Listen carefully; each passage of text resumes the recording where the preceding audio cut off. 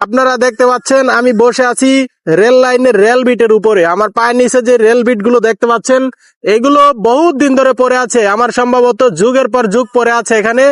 মাটির সাথে যত দিন যাচ্ছে ততই মিশে যাচ্ছে। কেন? এগুলো বাংলাদেশের সম্পদ, এগুলো জাতীয় সম্পদ। প্রত্যেকটা জনগণের অধিকার আছে এই সম্পদের উপরে। সরকারি সম্পদ, সরকার টাকা কোথায় পেল?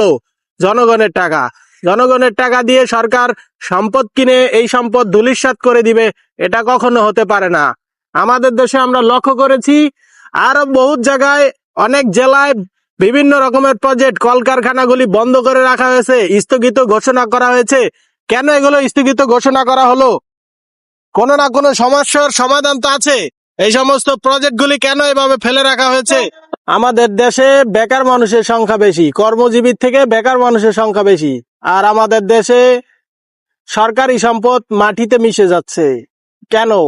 আমাদের দেশের মানুষ না খেয়ে থাকতেছে, আমাদের দেশের মানুষ রাস্তায় ঘুমাইতেছে, অথচ আমাদের দেশের প্রচুর সম্পদ মাটিতে মিশে যাচ্ছে। যত দিন যাচ্ছে ততই ধূলিসাৎ হয়ে যাচ্ছে। আমাদের দেশের বহুত প্রজেক্ট আছে, যে সমস্ত প্রজেক্টগুলি বন্ধ করে রাখা হয়েছে। এই সমস্ত প্রজেক্টগুলির কি কোনো দাম নেই? এগুলো কি মূল্যহীন? এগুলো বাংলাদেশের জাতীয় সম্পদ, সরকারি সম্পদ। এগুলো কেন এভাবে নষ্ট করা হবে? এগুলোর দায়িত্বে কারা আছেন? তারা কি এই সমস্ত সম্পদগুলি তাদের নজরে আসতেছে না? এগুলো কেন মাটির সাথে মিশে যাবে? আমাদের দেশে বহুত মানুষ রয়েছে যারা কিনা কর্মহীন, কর্মসংস্থানের ব্যবস্থা নেই তাদের। তারা কোনো রকমে খেয়ে বাঁচতেছে। অনেক মানুষ আছে যারা দিনে একবেলা খেতে পায়, দুই বেলা খেতে পায় না, না খেয়ে তাদের দিন পার করতে হচ্ছে। এমন মানুষ রয়েছে অনেক।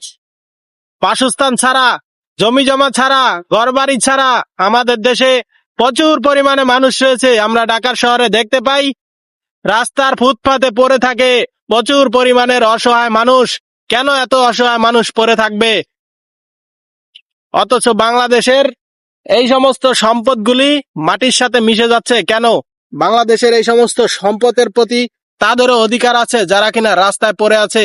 কেন তারা রাস্তায় পড়ে থাকবে? আমি ভিডিওর মাধ্যমে এটাই বলতে চাই, আমি সাধারণত এই রেল লাইনের রেল বিট দিয়ে উদাহরণ দিয়ে আপনাদেরকে ভিডিও তুলে ধরেছি, যে এই রেল লাইনের মতো আরো বাংলাদেশের বিভিন্ন জায়গার বিভিন্ন সম্পদ, বিভিন্ন প্রজেক্ট বন্ধ করে রাখা হয়েছে। এই প্রজেক্টগুলি কেন বন্ধ থাকবে? এই প্রজেক্টগুলি কেন এভাবে দিনের পর দিন, মাসের পর মাস, বছরের পর বছর মিশে থাকবে? কেন? এগুলা যত দিন যাচ্ছে ততই এগুলোর মধ্যে জঙ্গলের বসবাস হচ্ছে, এগুলো ধূলিসাৎ হয়ে যাচ্ছে। অথচ আমাদের দেশের শিক্ষিত মানুষরা কর্মসংস্থানের ব্যবস্থা পায় না। অথচ আমাদের দেশের সম্পদ এইভাবে মাটির সাথে মিশে যাচ্ছে, যত দিন যাচ্ছে ততই মাটির সাথে মিশে যাচ্ছে। কেন? এগুলোর দায়িত্ব যারা আছে আমি তাদেরকে বলতে চাই, তাদের উদ্দেশ্যে আমি বলতে চাই, আমি নিজে একজন বেকার, আমার মতো বেকার আরো অনেক মানুষ রয়েছে যারা কিনা এই দেশে বসবাস করতেছে, তারা এই দেশের নাগরিক। আমরা চাই না এই সমস্ত সম্পদগুলি মাটির সাথে মিশে যাক।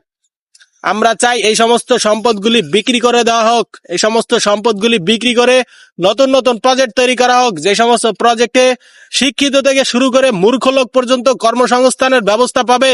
শিক্ষিত লোকেরা ভালো ভালো অফিসার র্যাঙ্কের জবে ঢুকবে, আর যারা মূর্খ আছে তারা লেবার পোস্টে জবে ঢুকবে।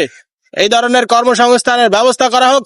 এই সমস্ত সম্পদ বিক্রি করে দিয়ে বাংলাদেশের নতুন নতুন আটার মিল, ময়দার মিল, সুজির মিল, চিনির মিল, এই ধরনের মিল কলকারখানা তৈরি করা হোক, নতুন নতুন প্রজেক্ট তৈরি করা হোক, এক্সপোর্ট ইম্পোর্টের বিজনেস শুরু করা হোক এই সমস্ত সম্পদ বিক্রি করে। তাহলে দেশের বেকারত্ব কমে যাবে। বেকারত্ব কমে গেলে আমাদের দেশ সচ্ছল ভাবে চলতে পারবে, বিশ্বের কাছে মুখ উঠিয়ে দাঁড়াতে পারবে আমাদের দেশ। আমি আবারও বলতে চাই, এই সমস্ত সম্পদগুলি মাটির সাথে না মিশিয়ে এই সমস্ত সম্পদগুলি বিক্রি করে দেওয়া হোক। বিক্রি করে দিয়ে আমাদের দেশে নতুন নতুন প্রজেক্ট তৈরি করা হোক। প্রজেক্ট তৈরি করলে প্রত্যেকটা ভ্যাকান্সিতে প্রত্যেকটা লোকের কাজের ব্যবস্থা হবে। কাজের ব্যবস্থা হলে আমাদের দেশে বেকারত্ব কমবে। বেকারত্ব কমলে আমরা সচ্ছল ভাবে চলতে পারবো, পরিবার নিয়ে ভালো মতো চলতে পারবো। যারা এই সমস্ত এগুলোর দায়িত্ব আছেন, তারা আপনারা অবশ্যই এই সমস্ত বিষয়গুলো দেখবেন। কেন দেশের সম্পদ মাটিতে মিশবার, কেন দেশের মানুষ না খেয়ে থাকবে? এটা কখনো হতে পারে না। ভিডিওটি আপনার সামনে পৌঁছালে আপনি ভিডিওটি শেয়ার করে ছড়িয়ে দিবেন সারা দেশের মধ্যে।